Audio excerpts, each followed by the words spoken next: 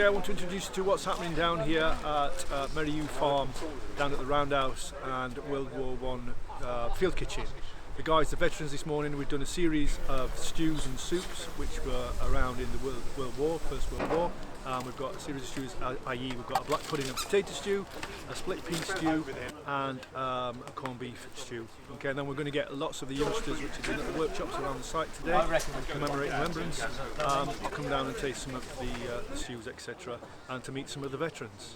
I've got the whole lot, meatballs, marble chocolate cake. I mean, they're quite high. Smile.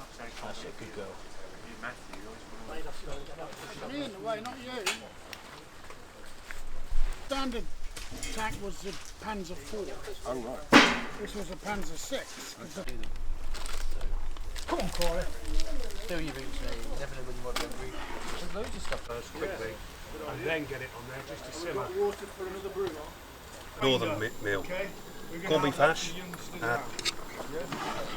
All I'm going to do is stand back. That one on the end there, the washing up. Bake it in the oven. So we've got the veterans from Battling On, and obviously the kids from TST. So hopefully in future we'll see a bit more of this, obviously COVID's permitting. Right? So thanks for the students. You being here and taking part in the Remembrance Service probably actually means a lot to a lot of the veterans. Right, so thanks for doing that. Just bear with it for a bit longer. Thanks for the vets for turning up today as well, gents. I know it's not your traditional day, but thanks for coming in and making this a special day for us as well. Big thank you to the staff as well for making everything possible today and the effort that you put into things. Andy on the cooking as well, mate. Cheers for doing that again.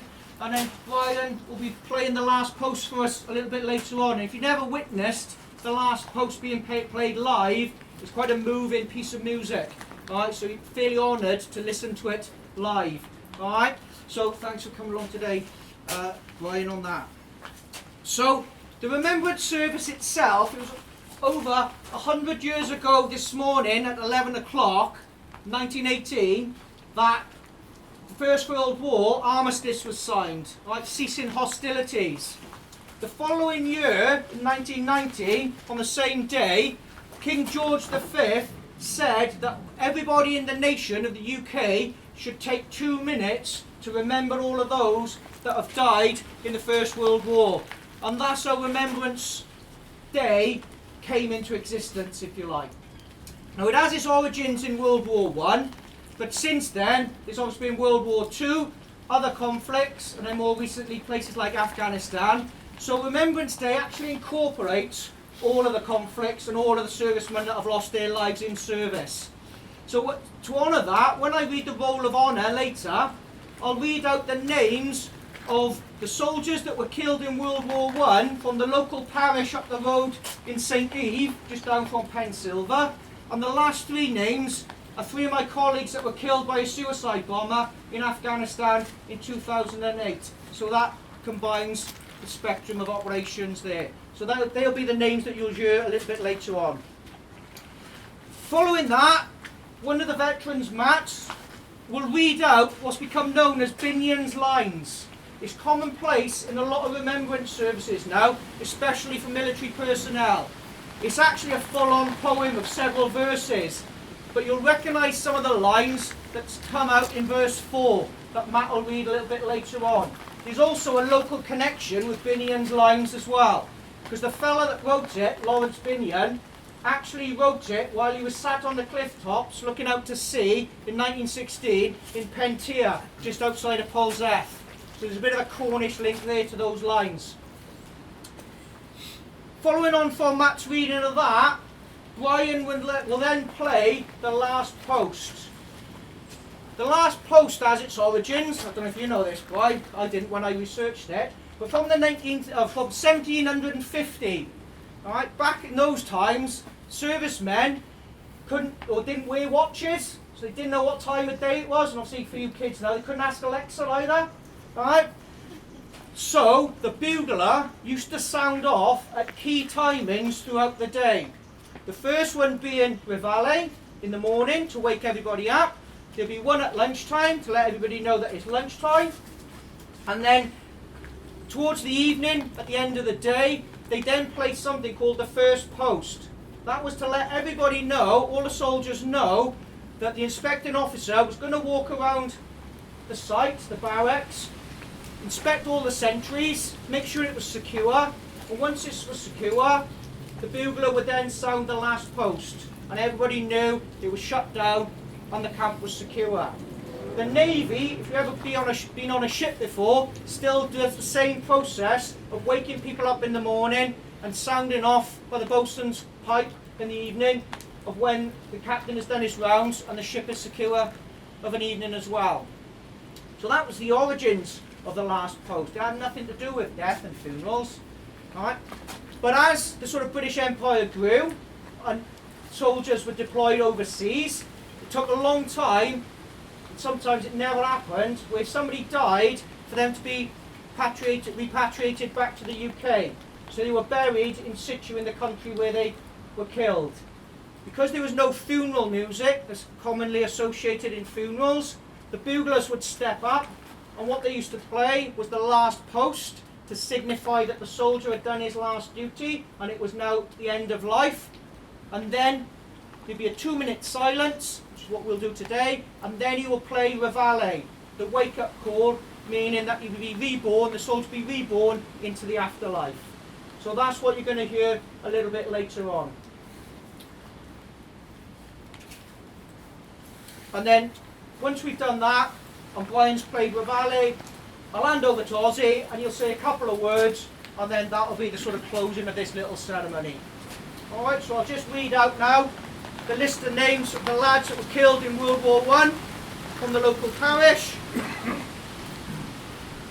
Sergeant Herbert Browning, Gunner William Buckingham, Private Charles Crocker, Gunner Frederick Davey, Private Samuel Drew, Lance Corporal Ernest Gregory, Lance Corporal Richard Hornabrook, Gunner Herbert Hoskin, Private William Kelly, Leading Stoker William Mullen, Private John Olver, Sergeant Samuel Painter, Petty Officer James Polkinghorn, Sapper Frank Reynolds, Private Norman Richards, Stoker First Class Ernest Rule, Lance Sergeant Oliver Sargent, Private John Seymour, Private Sidney Spiller, Private William Spiller, Private Thomas Strike, Leading Stoker George Trehane, and then in Afghanistan, Corporal Mark Birch, Marine Damien Davis, Sergeant John Manuel.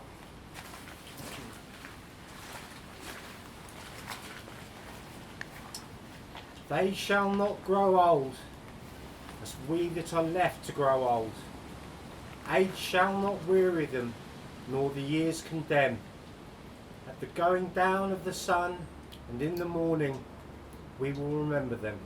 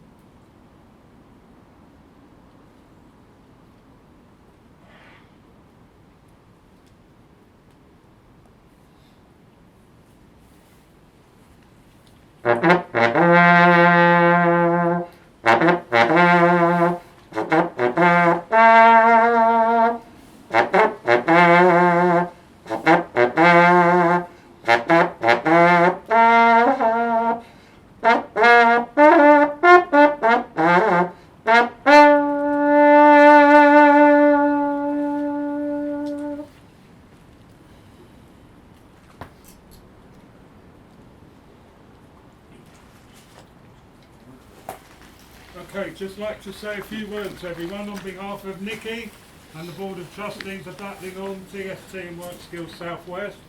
Thank you all very much, and particularly to our veterans today, myself and Sean and Jamie also being former Royal Marines and former veterans as well.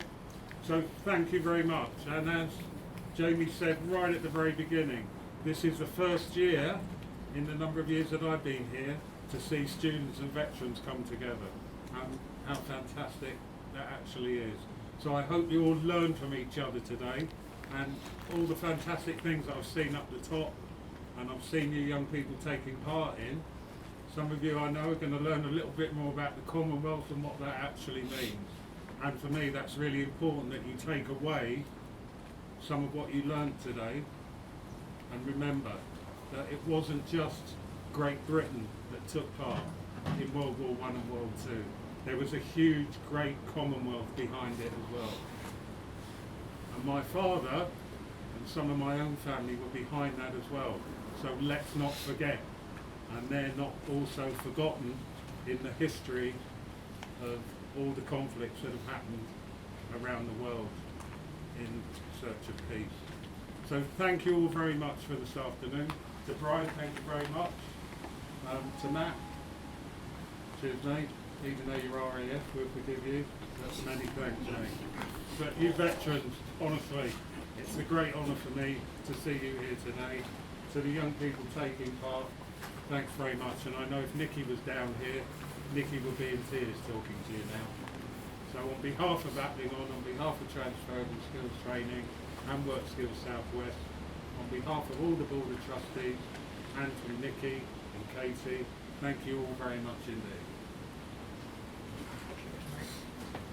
So, if you want to take everybody back to the classrooms now,